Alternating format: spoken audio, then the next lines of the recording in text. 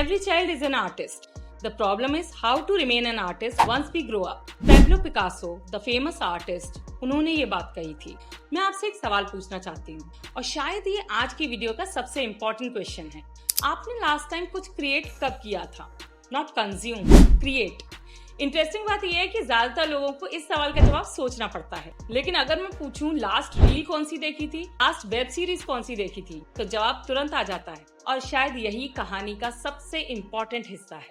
हमने क्रिएट करना कम कर दिया है, कंज्यूम करना ज्यादा। नमस्ते everyone, I am Renuka Anand, an international artist, author and your art mentor. तो आज की वीडियो आर्टिस्ट के बारे में नहीं है। आज की वीडियो ऐसी चीज के बारे में जो हर इंसान के अंदर होती है, लेकिन धीरे धीरे कहीं खो जाती है और फिर पूरी जिंदगी लोग उस मिसिंग फीलिंग को अलग अलग जगह ढूंढते रहते हैं। और वो है हमारे अंदर छुपी हुई क्रिएटिविटी। कुछ साल पहले मैं एक डॉक्टर के पास गई थी। नॉर्मल कंसल्टेशन थी।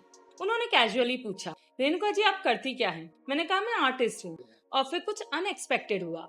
वो मुस्कुराए और बोले, मैं भी पहले ड्राइंग करता था। फिर थोड़ा रुककर बोले, बहुत अच्छा लगता था, अब बहुत मिस करता हूँ। सोचता हूँ सब कुछ छोड़ छाड़ के वापस पेंटिंग बनाना शुरू कर दूं। और उस मोमेंट में मुझे एक रियलाइजेशन हुआ, वो ड्राइंग को मिस नहीं कर रहे थे, तो अपने एक वर्जन को मिस कर रहे थे। क्योंकि करियर बनाना रिलेटिवली इजी है, लेकिन खुद को खोए बिना करियर बनाना बहुत मुश्किल है। जैसा कि हम आजकल बहुत सारे प्रोफेशंस में देखते हैं कि लोग पैसा कमा लेते हैं, नाम कमा लेते हैं, शोहरत कमा लेते हैं और एक बढ़िया स्टेटस बना लेते हैं, लेकिन फिर भी कहीं कुछ उनके अंदर मिसिंग होता है। वो आज भी पता नहीं क्यों फ्रस्ट्रेटेड और डिप्रेस्ड रहते हैं और शायद कहीं अपनी क्रिएटिविटी मिस कर रहे होते हैं। और मैंने कई लोगों को बोलते देखा है कि काश मैं भी आर्ट कर पाती, क्योंकि जब मैं कुछ बनाती थी तो मैं दिल से खुश होती थी। सब कुछ पाने के बाद भी आज भी लोग कुछ मिस करते हैं। यहाँ एक पैराडॉक्स है। ह्यूमन हिस्ट्री में पहली बार हमारे पास अनलिमिटेड एंटरटेनमेंट है, अनलिमिटेड कंटेंट है, अनलिमिटेड डिस्ट्रैक्शन है। फिर भी लोग कहते हैं I am exhausted, I am feeling disconnected, I am stuck. क्यों? क्योंकि एंटरटेनमेंट और फुलफिलमेंट सेम चीज नहीं है। कंजम्पशन और क्रिएशन सेम चीज नहीं है। फेमस साइकोलॉजिस्ट मेहाली ने डेकेड्स तक स्टडी किया कि लोग जेन्युइनली फुलफिल्ड कब फील करते हैं। उन्होंने एक कॉन्सेप्ट दिया, फ्लो स्टेट। वो स्टेट जहां आप एक मीनिंगफुल एक्टिविटी में इतने इन्वॉल्व हो जाते हो कि टाइम का पता ही नहीं चलता। और इंटरेस्टिंग बात, क्रिएटिव एक्टिविटीज फ्लो स्टेट के स्ट्रॉन्गेस्ट गेटवेज में से एक है। मतलब ह्यूमन ब्रेन सिर्फ कंज्यूम करने के लिए डिजाइन नहीं हुआ है, क्रिएट करने के लिए भी हुआ है। तो द रियल प्रॉब्लम इज ज्यादातर एडल्ट्स क्रिएटिविटी लूज नहीं करते, बल्कि वो परमिशन लूज कर देते हैं। Permission to be imperfect, permission to experiment, permission to create without judgment. बच्चा क्रिएट करता है, एडल्ट इवेल्युएट करता है, और यही कहानी बदल जाती है। और बहुत सी कहानियां तो शुरू ही नहीं हो पाती, क्योंकि हम लोग सिर्फ परफेक्शन का वेट करते रह जाते हैं। कभी नोटिस किया है, जब कोई बच्चा पेंटिंग बनाता है तो वो ये नहीं पूछता कि ये परफेक्ट बनेगी या नहीं बनेगी, मास्टरपीस बनेगी या कुछ खराब हो जाएगा। वो ये सब की टेंशन लेता ही नहीं है, वो सिर्फ एंजॉय करता है प्रोसेस को। लेकिन एडल्ट अक्सर शुरू होने से पहले ही कंफ्यूज्ड रहता है, बहुत ज्यादा एनालिसिस पैरालिसिस करता है और बहुत ज्यादा प्रोक्रेस्टिनेट करता है और 10 बार पूछता है कि सही बनेगी, नहीं बनेगी, मेरा कैनवस खराब तो नहीं हो जाएगा।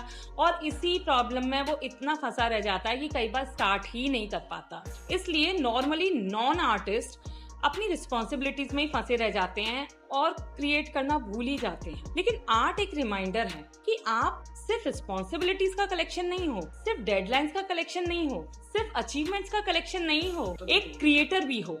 और क्रिएटर को कम्प्लीटली इग्नोर करके कोई भी इंसान जेन्युइनली फुलफिल्ड नहीं हो सकता। इसीलिए मुझे लगता है कि दुनिया के बहुत सारे सक्सेसफुल लोग भी खुद से ही डिस्कनेक्टेड हैं।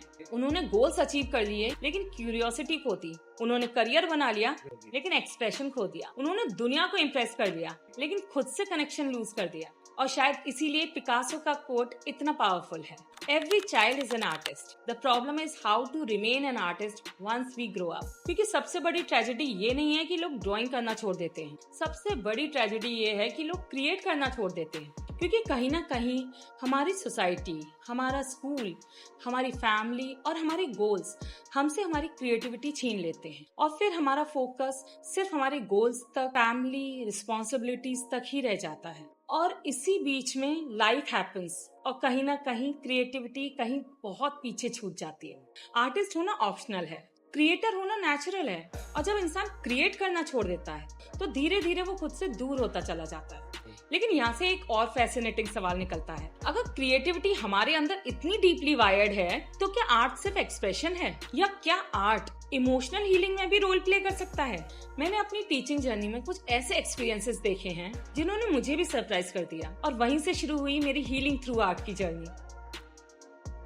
उसके बारे में नेक्स्ट वीडियो में बात करेंगे। तो अगर आप art, creativity, psychology, healing through art की इस जर्नी का हिस्सा बनना चाहते हो तो चैनल को सब्सक्राइब जरूर कीजिए, क्योंकि अब हम एंटर करने वाले हैं सीरीज के सबसे पावरफुल फेज में। और कमेंट्स में मुझे सिर्फ एक लाइन लिखिए, आपके हिसाब से एडल्ट्स क्रिएट करना क्यों छोड़ देते हैं? मैं आपका आंसर जरूर पढ़ूंगा।